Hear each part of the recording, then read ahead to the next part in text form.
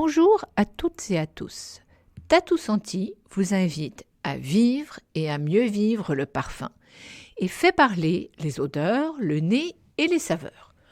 Autant d'émotions, d'anecdotes et de secrets livrés par ceux et celles qui œuvrent pour nos papilles et nos narines. Donc tout naturellement, mes invités seront des parfumeurs créateurs, des chefs d'entreprise, des chocolatiers, des chefs cuisiniers, à titre d'exemple.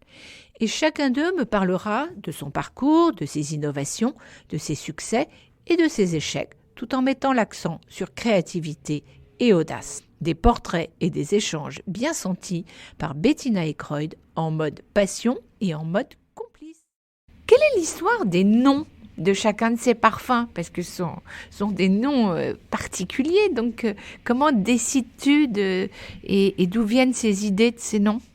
Les noms correspondent principalement à des rayonnements coloriels, Oui. c'est-à-dire que c'est comme si les femmes avaient une sorte d'aura, Mhm. une aura qu'elles avaient envie de partager. Finalement, l'aura, c'est la connexion aux autres, Tout à c'est ce fait. qui rencontre les autres en premier, c'est notre sillage. Et donc, on a choisi des noms qui évoquent cette couleur d'aura. Par exemple, Nakara, dont je parlais, cette femme très empathique, elle est dans le charnel, elle est dans la générosité. Donc, on a choisi ce nom Nakara qui veut dire carmin, Oui. donc rouge en français ancien, D'accord. et qui évoque la chaleur de cette femme, son cœur. Et voilà. Héliodore, c'est une pierre semi-précieuse qui est aussi entre l'argent et l'or, entre le jaune et l'argent. Et, et ça présente très bien les personnalités qui sont concernées par ce parfum Héliodore, qui sont des personnalités conceptuelles, des femmes plutôt intellectuelles, assez curieuses, assez dans l'intérieur. C'est un parfum de peau qui permet à ces femmes-là d'être interpellées par des notes de tête assez intéressantes, mais de garder les pieds sur terre grâce aux notes de fond qui sont des notes de cèdre. Donc Mhm. voilà, c'est vraiment Pour être bien enraciné. voilà, un parfum d'équilibre. Puis voilà, Gemma Veneris, ça veut dire améthyste en latin, et c'est de l'ultraviolet, donc ça correspond à ces femmes qui veulent vraiment y aller, s'affirmer, qui sont des fonceuses. Et aquardante, c'est la seule exception sur la couleur. Aquardante, ça vient d'aguardante, qui est une eau de vie du sud-ouest de la France. Oui. Et que c'est un nom qu'on a choisi parce qu'il y a aqua dedans et il y a ardente. Et donc, ça correspond très bien à la personnalité de l'eau, du feu, du contrasté de cette femme passionnée. Alors, en fait, on pourrait dire que ton parfumeur attitré est Karine Chevalier, qui, elle, est aussi une femme indépendante avec laquelle tu travailles depuis le début. Qu'est-ce qui t'a séduit tant dans sa personnalité que son travail et quels sont les parfums qu'elle a déjà faits que tu aimes? Karine Chevalier, c'est une femme qui a extrêmement attachante. Elle est une véritable artiste en fait. Mhm. Les nés sont des gens de toute façon qui pour moi sont comme des compositeurs. C'est vraiment des artistes. Ils font une composition abstraite, intellectuelle et sensorielle qui est incroyable et que peu de personnes savent faire. Oui. Karine, elle est très experte parce qu'elle était enseignante en quatrième année à l'École supérieure du parfum. Oui. Donc, elle a une technique en formulation qui est incroyable. C'est une femme assez secrète, hein, qui n'aime pas être exposée. J'aime bien ça aussi chez elle. Oui. Mais surtout, ce que j'ai aimé, c'est qu'elle est un peu folle, comme moi. Quand je lui ai présenté ce projet de parfumer des profils psychologiques ou disons des personnalités, elle a compris tout de suite. On a très bien matché, c'était un peu particulier. Oui. Et elle relève toujours des défis de toute façon assez particuliers, puisque elle a déjà parfumé un défilé de mode, par exemple. Elle a reproduit l'odeur de grottes préhistoriques.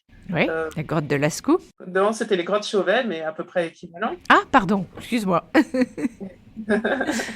Et voilà, donc elle aime bien tous ces nouveaux défis et voilà, on s'entend très bien. C'est super. Elle a fait beaucoup de. Elle a réalisé des parfums pour Maison Rebacci, pour le cercle des parfumeurs créateurs. Mhm. Tout ce qu'elle fait, moi, je trouve, et de toute façon, porte complètement les valeurs de la parfumerie indépendante pour moi, c'est-à-dire que Oui. toutes ces créations sont très originales. Oui. On ne les a pas senties ailleurs, enfin, à ma connaissance en tout cas. Elles sont engagées, elle raconte tout un poème à chaque fois. Donc, toutes ces créations, pour moi, sont de toute façon... Alors, raconte-nous maintenant l'histoire des étiquettes. Les étiquettes de nos flacons, c'est la deuxième version. On avait fait une première version au départ qui ne nous plaisait pas, juste au lancement, ça n'a pas duré longtemps. Oui. Mais ça a été un gros travail graphique parce que je voulais à la fois qu'on fasse quelque chose de très moderne, de contemporain, voire de jamais vu, et en même temps que ça fasse un clin d'œil à l'histoire de Marcel Dormoy. Et ça, c'est vraiment cette espèce d'équilibre entre le présent et le passé dans notre travail sur la marque. C'est vraiment le plus gros défi qui concerne toutes les belles endormies. C'est comment pas faire du rétro, comment être dans l'air du temps, mais tout en restant fidèle à l'ADN de la marque. Oui. Et donc, les étiquettes, c'est exactement le fruit de cette réflexion-là, où j'ai travaillé avec une artiste plasticienne qui est très douée, Ouais. qui travaille dans l'art contemporain, mais qui a une très, très grande culture historique Oui. et qui a retravaillé les motifs de l'époque de Marcel Dormoy, même certains motifs. Pour le cas d'Aquardente, Oui. on voit un motif de flamme, et c'est un dessin de Marcel Dormoy qu'elle a réinterprété, retravaillé. Oui, tout à fait. Et tout ça dans les tonalités des univers coloriels dont on parlait plus tôt. Comment s'est fait le choix du flacon?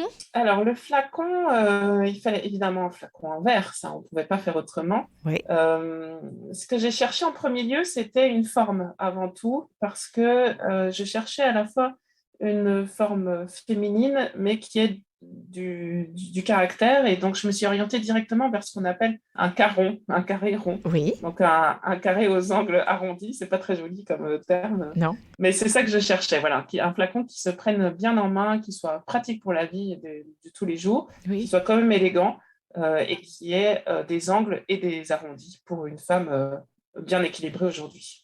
Alors, je crois que pour le Vapeau de Sac, c'est un autre flacon et qui, par contre, celui-là est rechargeable. Tout à fait. Le flacon de Sac, il a ce même principe d'être un caron. Il s'appelle Cara d'ailleurs. D'accord. Il est un petit peu plus. Il a un poids de verre un peu plus important parce que c'est un objet qu'on a voulu très précieux. Oui. Un petit flacon qu'on puisse emporter dans son sac avec soi. Il faut que ce soit plaisant, voilà, joli à utiliser. Mais effectivement, surtout, il est tout petit et il a une bague à vis, donc on peut le recharger sans problème.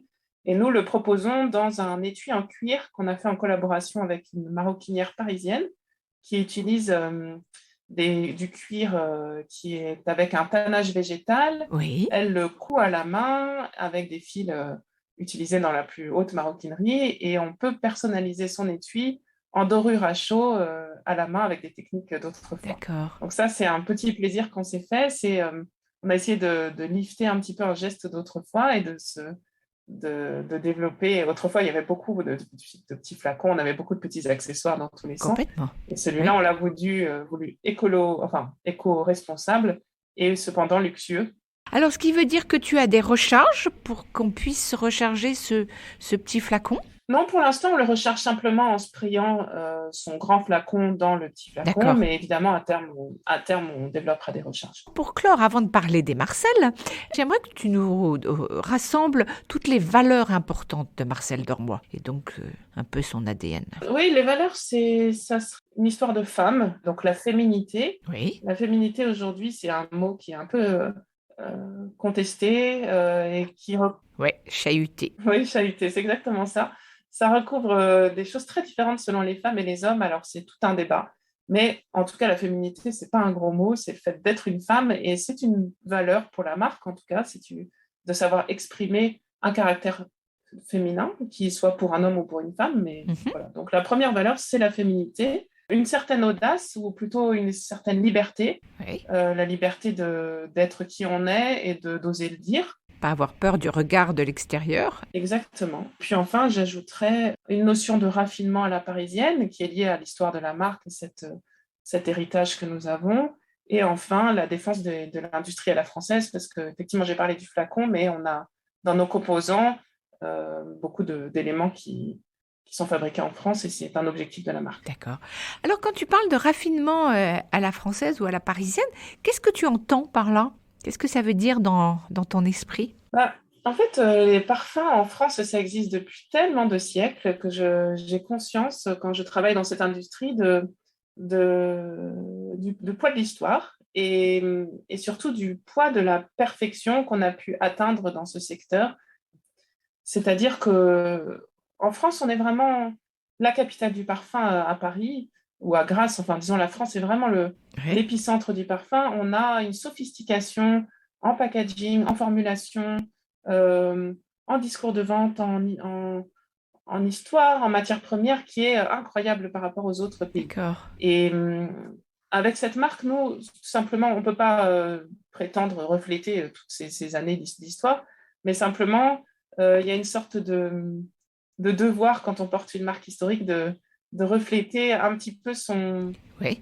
ce qui a fait sa richesse dans le passé. Et dans le passé, cette Marcel Dormoy, elle a exprimé les plus grandes femmes du monde qui ont porté ces tenues. Oui. Et aujourd'hui, on est toute une grande femme du monde et la marque doit, par son raffinement, porter toutes les femmes, les aider à se sentir belles, à se sentir incroyablement bien dans leur vie. Donc voilà, finalement, le raffinement à la française, pour moi, Oui. c'est une sorte d'excellence, en fait, de sophistication qui vient du passé, mais qu'on vit parfaitement au quotidien. C'est pas un raffinement snob, c'est pas de l'élégance pour une classe UP, c'est chacune de celles qui ont envie de porter un petit morceau d'histoire parisienne comme celle de Marcel Dormoy peuvent le faire. Oui, tout à fait. Et qui se traduit en fait quand on regarde dans le détail chez toi, dans tes produits. Oui, je crois j'ai essayé de penser à chaque petit aspect pour que ce soit cohérent. J'adore ça en fait, hein. À la mesure des moyens qu'on a quand on est une petite entreprise, j'ai fait des choix qui sont Oui. tous cohérents et qui vont tous dans le même sens. Euh, voilà, c'est vrai que c'est ça pour moi qui fait un produit raffiné, c'est quand on n'a pas omis une petite partie de ce produit. Mm, tout à fait. Alors, c'est Marcel d'aujourd'hui. Dis-nous-en quelques mots et je crois que tu as formé plus ou moins un club des Marcel. Donc, raconte-nous. Euh, les Marcel, en fait, c'est venu du fait que cette Marcel Dormoy, c'est comme un rôle modèle, c'est-à-dire qu'elle a eu une belle carrière et qu'elle est inspirante pour d'autres femmes. Oui. Et on manque un peu de rôle modèle, nous les femmes, on n'en a pas beaucoup. Et puis je me suis dit que le but n'était pas de déifier Marcel Dormoy, absolument pas. C'est une femme comme les autres qui s'est battue, qui a fait sa carrière. Oui. Et qu'on était entouré de femmes comme ça autour de nous, qui sont admirables et inspirantes. Mhm. Et que la tradition euh, de discussion entre femmes fonctionne très bien. C'est-à-dire que quand vous écoutez une femme raconter sa carrière, en général, un homme, il dit, ouais, bah, c'est bien. Et puis une femme, elle dit, oh, bah, ça me donne des idées, j'aimerais bien faire pareil. Et voilà, et ça génère beaucoup de créativité chez les femmes qui, je trouve, ont une grande bienveillance les unes vis-à-vis des autres, ne se jugent pas et s'inspirent assez facilement des histoires des autres. Oui. Bien sûr, je ne veux pas créer d'antagonisme entre hommes et femmes, c'est juste un peu d'humour. Mais du coup, ce club des Marcel, ça a été l'idée de se dire finalement, dans la parfumerie, on met souvent la parfumerie classique, il y a beaucoup d'égéries qui sont des femmes très connues, absolument parfaites, parfois Oui. un peu décoratives et puis parfois un peu décorrélées Complètement. des aspirations des femmes d'aujourd'hui. Euh, et moi, je voulais mettre en avant des femmes que je trouve absolument admirables et qui ne sont pas des superstars, qui sont des femmes qui ont un jour décidé d'aller là où elles avaient envie d'aller Mhm. pour être bien alignées avec elles-mêmes. Et ce qu'elles ont en commun, ces femmes-là, c'est que le jour où elles ont pris cette décision, bah, elles ont été en accord avec elles-mêmes, donc elles sont toutes assez rayonnantes, toutes assez punchy, toutes assez ouvertes à s'entraider. Enfin voilà, c'est des femmes très positives, très actives, très engagées, mais toutes hyper différentes en fait, hein, puisque Oui. dans mon club, donc enfin c'est pas un club, disons que c'est une sorte de communauté, mais euh, j'ai par exemple eu la chance Ça d'avoir... deviendra peut-être un club. Ah peut-être, on a des idées, on a des idées. J'ai comme exemple une magnifique cantatrice, chanteuse lyrique qui s'appelle Adèle Charvet et qui a été la plus jeune à chanter. Je crois qu'elle avait 28, 29 ans, peut-être pas encore 30 ans. Et elle a fait Carmen à Bordeaux l'année dernière ou l'année d'avant, donc assez brillante. Et en fait, c'est une femme qui colle pas du tout au code classique de ce métier où souvent on a des robes en velours et on est un peu poussiéreux. Oui. Elle est en basket, elle est sur Instagram, elle est très cool, elle fait des grimaces. Et ça gêne pas sa carrière pour autant. Elle réussit très bien. Voilà, pour moi, elle est bien alignée, elle est bien dans ses baskets. elle rayonne et c'est très inspirant de voir quelqu'un qui est capable de se libérer des injonctions sociétales pour être qui elle est vraiment.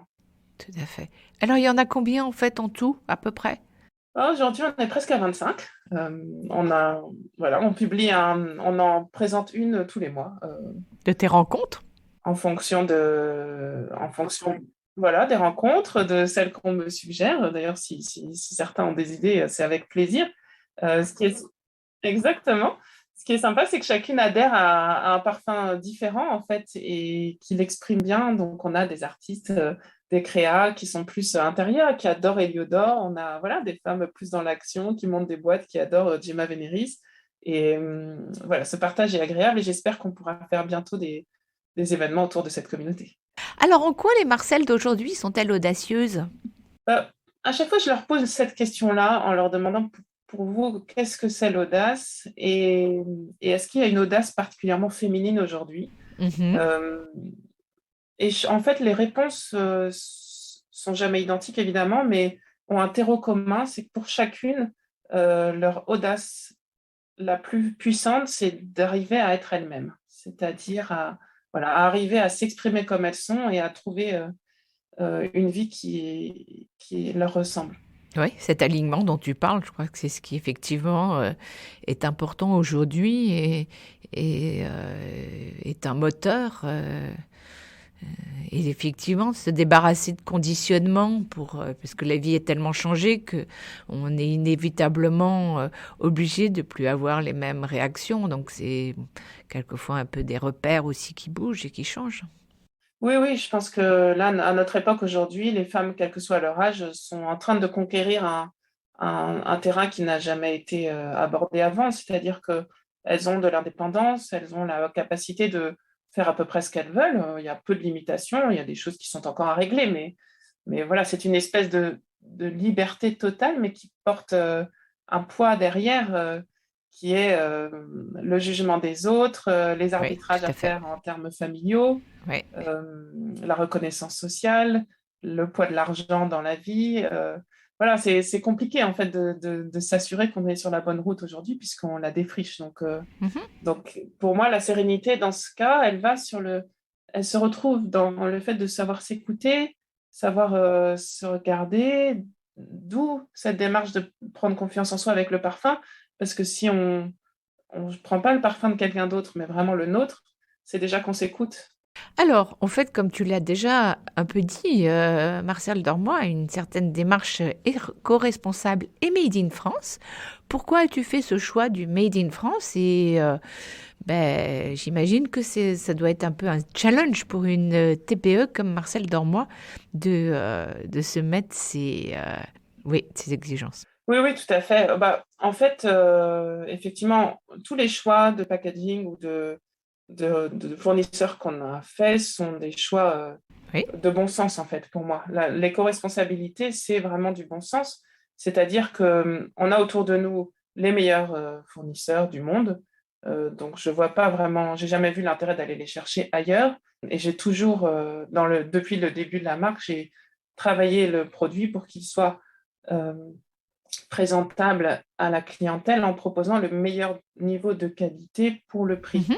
Donc finalement, on a un prix qui est de 98 euros pour 50 ml. Donc c'est un prix médian dans la parfumerie, c'est-à-dire qu'on est entre la parfumerie de niche et le haut de la parfumerie sélective, donc dans un entre-deux prix. Et c'est un prix, on ne voulait pas dépasser les 100 euros Oui. de prix psychologique, mais parce qu'il devait être possible de proposer à notre clientèle un Mhm. parfum qui soit fait avec des matières françaises et de bonne qualité à un prix voilà, qui ne soit pas complètement fou. Donc tout a été réfléchi comme ça. Et donc moi, Mhm. j'ai pris mon bâton de pèlerin et je suis allée chercher des fournisseurs qui acceptaient de produire des toutes petites séries pour une marque jeune. Donc ça a pris pas mal de temps et c'est pas facile. Et là, c'est vraiment de l'humain, c'est-à-dire que c'est des rencontres avec des fournisseurs à qui il fallait présenter le projet, auquel ils ont adhéré, pour lequel ils ont accepté de faire un effort sur les premières séries pour qu'on puisse ensuite espérer produire plus chez eux. Et c'est faisable, en tout cas, c'est clairement faisable. Donc on a un capot qui est en bakélite, qui est produit dans le centre de la France. La bakélite, c'est la résine des téléphones noirs d'autrefois, et puis c'est une résine qui est propre et qui est partiellement d'origine végétale. Donc, c'est l'un des plastiques les plus propres aujourd'hui. On a du carton qui est fabriqué chez un cartonnier à Montélimar et qui était une maison historique qui a été créée en 1927 comme Marcel Dormoy et qui était l'un des pionniers D'accord. du carton galbé pour faire les boîtes de nougat euh, dans les années 30. Donc voilà, en fait, il faut les trouver, mais il y en a plein, en fait, des petits fournisseurs qui sont capables de se challenger, qui sont au top de la technologie Oui. et qui font, voilà, Mhm. qui ont l'amour de notre industrie du parfum. Et voilà, donc pourquoi c'était important, c'est que pour moi, c'est du bon sens. Avoir une marque française d'héritage et aller produire à l'étranger, ça serait insensé. Tout à Mais fait. surtout, il y a une espèce de volonté si je peux, au travers de cette marque, dynamiser le territoire français, c'est d'autant mieux. Et voilà, je ne vois pas d'argument contre ça. C'était vraiment, ça fait partie de l'ADN. D'accord, ok. Donc, avoir une démarche éco-responsable était aussi important pour toi. Que peux-tu nous en dire? Oui, en fait, c'est une démarche. En fait, autrefois, les marques dans les années 30, elles n'allaient pas faire fabriquer en Chine. On a eu une déviance un petit peu de notre marché de la parfumerie qui est partie vers s'approvisionner à l'extérieur parce on s'est mis à produire des gros volumes et qu'il fallait baisser les coûts, etc. Euh, Tout à fait. la dynamique du marché de niche est super parce qu'elle a remis en place justement tous ces producteurs locaux. Nous, on travaille avec un laboratoire à Grasse qui soutient la parfumerie indépendante et qui est engagé pour ça. Et c'est une fierté en fait. Et si on peut profiter de la marque pour défendre tout ce type de cause, c'est vertueux et c'est essentiel en fait. Tout à fait. D'accord. Tu es soutenu par la Cosmétique Valais. Pourquoi ce choix? La Cosmétique Valley, c'est comme la Silicon Valley de la cosmétique en France. Donc, c'est en fait un écosystème de tous les acteurs de la cosmétique et du packaging qui est implanté dans l'Eure-et-Loire, dans le centre, et qui est un réseau super puissant qui recouvre vraiment très largement les fournisseurs de matières premières, les fournisseurs de formules, de flacons, etc. Et moi, je voulais être intégrée dans cet écosystème parce que c'est dynamique, parce qu'ils bougent tout le temps, parce qu'ils sont au top de la réglementation. Et donc, on a eu la chance de l'intégrer. Et voilà, c'est grâce à ça, au moins, je suis au top de ce qui se fait dans le monde, en fait, tout simplement. Peut-être avant de passer à un chapitre suivant, peux-tu nous dire où est-ce qu'on trouve les parfums Marcel Dormoy aujourd'hui? Aujourd'hui, les parfums, on les trouve sur notre e-shop. On les trouve dans le réseau Oui, sélectif, c'est-à-dire chez Nocibé, chez Douglas aux Pays-Bas, en Allemagne, et puis dans quelques adresses d'indépendants. oui. Donc voilà, c'est un réseau Mais qui était en train de se développer aussi. qu'on va développer plus. Voilà, c'est ça, un réseau assez naissant qui a été un peu freiné dans son développement par le Covid, comme tout le monde, Oui. mais voilà, qu'on va redévelopper. Donc voilà, en fait, nos parfums, voilà, étonnamment, enfin, pas étonnamment, mais trouvent leur place dans les plusieurs types de distribution, des concept stores, des magasins de vêtements, des parfumeries ou la parfumerie sélective. Parlons créativité et audace. Donc, comme tu le sais, la créativité, c'est inventer, prendre des risques, briser les règles. Dans quelle mesure? Est-ce que ça te parle et as-tu une anecdote pour illustrer euh, ce propos?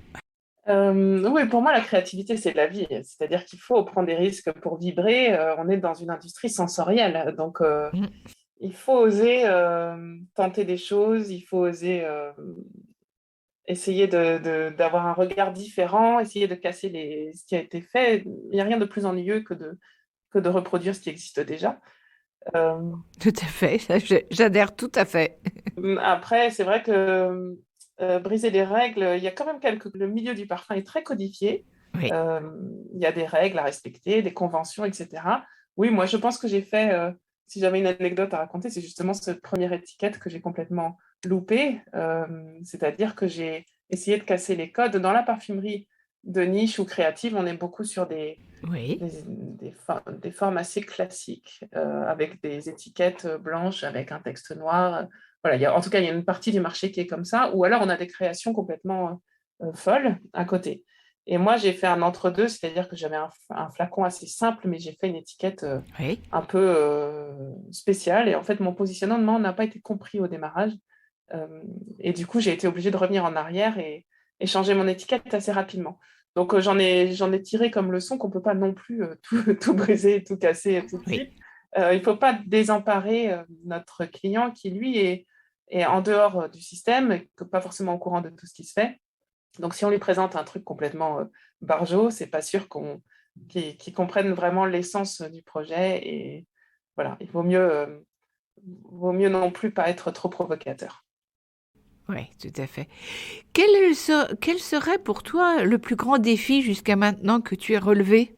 Le plus grand défi, ça a été vraiment de lâcher le salariat pour me lancer dans l'entrepreneuriat, alors que j'étais à la tête d'une famille de 3 enfants, dont un nourrisson. Ça, j'avoue que euh, il faut avoir l'estomac bien accroché aujourd'hui pour ça, parce qu'évidemment, c'est un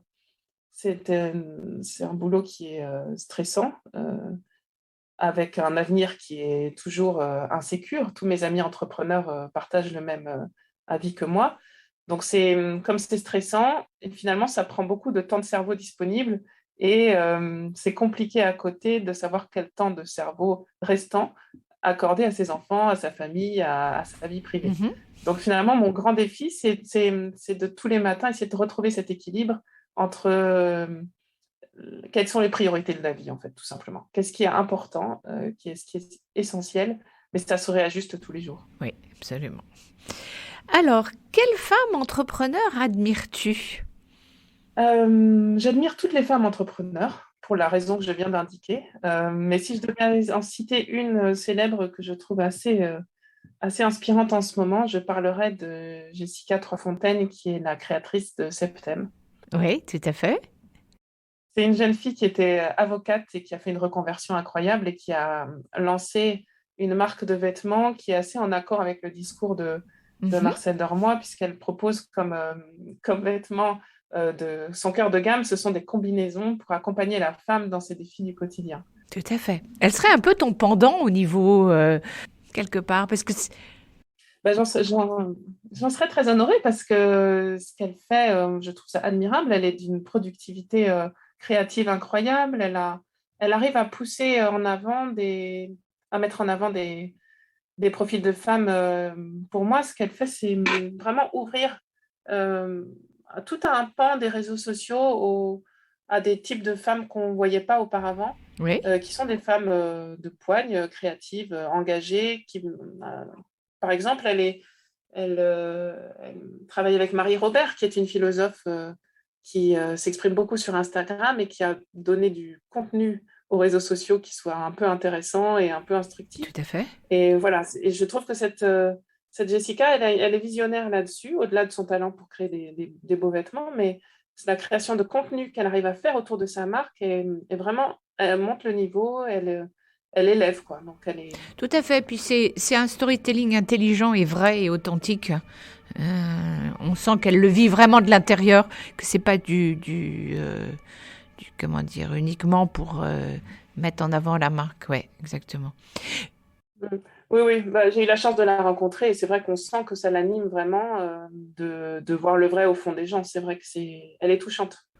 Oui, oui, tout à fait. Mais quand je disais que vous étiez l'une l'autre pendant de l'autre, c'est qu'en fait, c'est ce qu'elle fait en couture et que ça soit ses combinaisons ou c'est surtout, d'ailleurs, je crois, ses combinaisons, c'est pour aider la femme à se sentir mieux et à être plus confiante. Donc c'est pour ça que je trouvais qu'il y a un point commun entre vos deux histoires. Oui, oui, tout à fait. C'est très cohérent et elle le fait en toute féminité en plus. C'est-à-dire que c'est Mhm. pas, elle veut pas faire de la femme une espèce de militante agressive. C'est Non, non, non, non, non, tout une à fait. affirmation tout en douceur et en même temps avec de la poigne. Donc effectivement, je me sens très en accord avec ce qu'elle propose. Oui, oui. En fait, vous êtes toutes les deux, vous prônez la féminité et non le féminisme. Et ça, c'est, je trouve, très important à souligner parce que aujourd'hui, dans cette mouvance justement de la femme, du rôle de la femme, de sa position, on aurait plutôt tendance à avoir peut-être plus en avant du féminisme, voilà, avec quelquefois un peu d'agressivité, et ce qui n'est absolument pas le cas, ni chez l'une, ni chez toi. Donc Oui, c'est dommage parce que c'est un mot qui a été galvaudé, parce que le féminisme, c'est très beau. Et puis dans l'histoire, on voit que ça a rassemblé beaucoup de femmes qui se sont battues pour avancer la cause sans pour autant être contre les hommes. Mhm. Aujourd'hui, les hommes détestent ce mot-là parce qu'ils ont l'impression que c'est agressif, alors que, bon, c'est vrai que on peut être féministe sans être agressif, sans être engagé, sans chercher la bagarre. Mais voilà, pour moi, déjà réussir à pouvoir dire féminité sans que ce soit agressif, c'est déjà une première étape. Euh, Ouais. Juste pour que la femme n'ait pas ni honte d'être qui elle est, ni d'agressivité vis-à-vis de qui que ce soit d'autre. C'est juste retrouver ce que c'est la féminité. Et la féminité n'existe que par rapport à la masculinité. Donc, il n'y a rien de provoquant là-dedans. C'est juste que les critères bougent selon les siècles. Ouais. Non, non, mais absolument, j'adhère tout à fait. Alors pour toi, quelle est la qualité indispensable et nécessaire pour une femme entrepreneur de nos jours? Pour moi, réussir dans l'entrepreneuriat, c'est beaucoup une question de confiance. On en parlait plus tôt, les femmes en manquent un peu. On sait que dans l'entrepreneuriat, du coup, pour les femmes, c'est plus compliqué d'aller trouver des sous, c'est plus compliqué d'aller vendre, etc. parce qu'il y a souvent un petit déficit de confiance. Mais pour moi, cette confiance, elle vient avec une qualité qui est hyper importante, qui est celle de prendre du recul et de savoir célébrer ce qui a été accompli et qui est bien en fait. C'est-à-dire savoir célébrer les succès. Euh, Oui, absolument. donc finalement, si on veut prendre confiance, il suffit de regarder derrière et on se dit, bah voilà, j'ai fait ça, bah, c'était pas si mal. Peut-être j'aurais pu faire mieux, mais c'était pas si mal. Et ça dope la confiance et ça permet de lutter un petit peu contre un défaut qu'ont pas mal de femmes, qui est d'être très scolaire, de vouloir toujours atteindre la perfection, d'être très Oui, et exigeante. c'est je ne suis pas assez aussi. Voilà, c'est Ça colle exactement. beaucoup de femmes. Je ne suis pas assez. C'est ça. Donc voilà, pour réussir dans l'entrepreneuriat, mais de toute façon, pour toutes les femmes indépendantes, il y en a beaucoup aussi, hein, des femmes qui sont des freelances ou des professions d'indépendants, il faut garder la confiance sur ses compétences et ne pas se laisser déstabiliser par un regard, une remarque ou un échec. Il faut prendre du recul et regarder la somme des réussites plutôt, Mm, mm, donc positiver. tout à fait. Alors, pour terminer, on va passer à un petit questionnaire perso. J'imagine que le parfum a une influence sur ton moral. Ah bah complètement. Si par hasard je pars de chez moi sans être parfumée, je suis obligée de rentrer chez moi pour me reparfumer. Oui, oui, en fait, moi je me parfume euh, différemment tous les jours selon Ouais, la journée qui m'attend. Je me projette beaucoup dans ce qui m'attend. C'est comme ça que je réfléchis. Et donc je mets le parfum qui va me permettre de vivre bien la journée qui m'attend. Donc les week-ends, je mets des fragrances plus cocoon, plus centré vers mhm, moi. Et puis la semaine, je mets plus des parfums qui me mettent dans l'action et qui me dynamisent. Donc oui, oui, complètement. Évidemment que ça a une influence sur le moral. d'accord. Quel est ton truc anti-stress? Mon truc anti-stress, j'en ai plusieurs. Ils sont nécessaires parce que des coups de stress, on en a très souvent. Le premier, c'est d'aller promener mon chien, qui est mon compagnon anti-stress, qui est assez dynamique et assez comique, donc il me détend assez facilement. Et puis, mon truc anti-stress, c'est quand je retrouve mes enfants et que j'arrive à rentrer dans leur jeu. Et notamment, mes filles ont l'habitude de mettre de la musique dans le salon et de danser. Donc, danser avec mes filles, D'accord. c'est très efficace. Elles ont quel Mes âge? deux filles aînées ont 10 ans et 7 ans. Et puis, j'ai un petit garçon de 3 ans après, qui danse très D'accord. bien aussi, mais c'est moins esthétique. As-tu un geste écolo? Oui, évidemment, mais pour moi encore l'écologie, ça rejoint le bon sens et donc c'est des gestes qui sont pas exceptionnels. J'ai adopté un scooter électrique. Je trouve que c'est formidable, ça fait aucun bruit, ça, au-delà de la partie écologique, c'est un vrai plaisir. Donc on peut vraiment allier l'effort écologique et le confort de vie, même s'il y a quelques contraintes. Et puis comme tout le monde, je trie, j'achète le plus possible en local. Enfin voilà, je fais rien de plus que tout le monde, mais j'essaie que ce soit un petit peu réparti partout. Et puis mes enfants, eux, ont aussi une vraie conscience écologique qui est inculquée à l'école et c'est super. Et donc, l'année dernière, ma fille aînée m'a demandé un kit pour aider les éboueurs à ramasser Ouais. les déchets. Donc voilà, je les accompagne aussi là-dedans. Enfin, je ramasse pas les déchets, mais je les accompagne dans cette démarche-là. On parle beaucoup de, surtout de ne pas gâcher les choses, de réutiliser au maximum, d'acheter en seconde main. Mhm. Enfin, voilà. D'accord. Alors, comment te ressources-tu? Je me ressource en partant à la campagne. Mes parents ont donc une maison très accueillante dans le Bourbonnais, qui est donc le nord de l'Auvergne, et où on voit personne. Donc c'est assez sauvage, un bocage très, très simple. Et donc, voilà, la manière de me ressourcer, c'est de partir là avec ma famille. Tout le monde est en pleine liberté. On enlève nos chaussures et puis on marche pieds nus dehors. Et voilà, c'est le retour à zéro, le reboot total. Tout à fait. Et un silence aussi, Exactement. j'imagine. Parce Et que en ça, même il y a temps, une... un silence, c'est vrai, mais tellement de bruit. C'est-à-dire que là-bas, on entend les oiseaux, on entend le vent, on entend beaucoup d'autres bruits. Oui, mais c'est du bruit, j'ai envie de dire, ça peut paraître complètement fou, mais c'est du bruit positif, c'est du bruit Exactement. ressourçant, c'est du bruit... euh.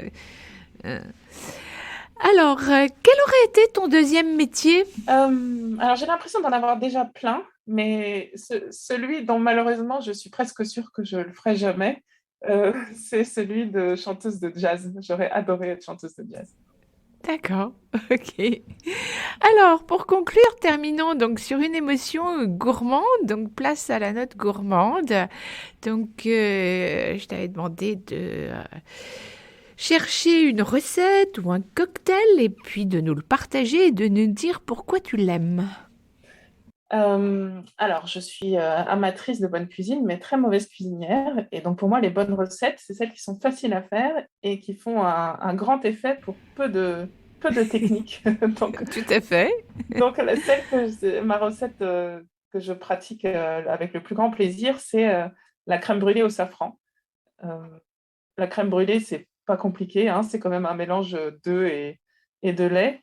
Mais quand on met du safran dedans, en fait, c'est absolument explosif. Ça donne un goût incroyable. Et donc, j'utilise le safran qu'on produit avec mes sœurs et dans tous les aspects olfactifs et gustatifs, se développe quand il est infusé. D'accord. Et donc, en le faisant infuser dans le lait, on chauffe le lait, on met le safran dedans, on mixe l'ensemble. Il ne faut pas le faire trop longtemps. Et ensuite, on fait sa crème brûlée et en fait, elle obtient déjà une couleur Oui, euh, sûrement assez, ravissante. assez. Voilà, c'est très beau et le pouvoir tintorial du safran, il est connu, mais donc quand on le mange en plus, ça c'est super. Et puis, gustativement, ça provoque toujours un effet de surprise aux gens qui ne connaissent pas vraiment le safran. Et donc, voilà, pour recevoir ces invités en moindre effort, c'est vraiment une recette que je recommande. D'accord. Eh bien, écoute, merci beaucoup. Bah, de rien, merci beaucoup à toi. Merci à Louise pour cette conversation passionnante autour de Marcel Dormoy, sa marque, et de nous avoir partagé autant ses succès que ses échecs. Si vous avez aimé, abonnez-vous à Tatou Senti sur iTunes ou Spotify pour ne manquer aucun des épisodes. Et laissez-nous un commentaire ou une note, surtout un 5 étoiles. Tatou Senti adore et cela lui fait du bien. En attendant l'épisode mardi prochain, sentez-vous bien.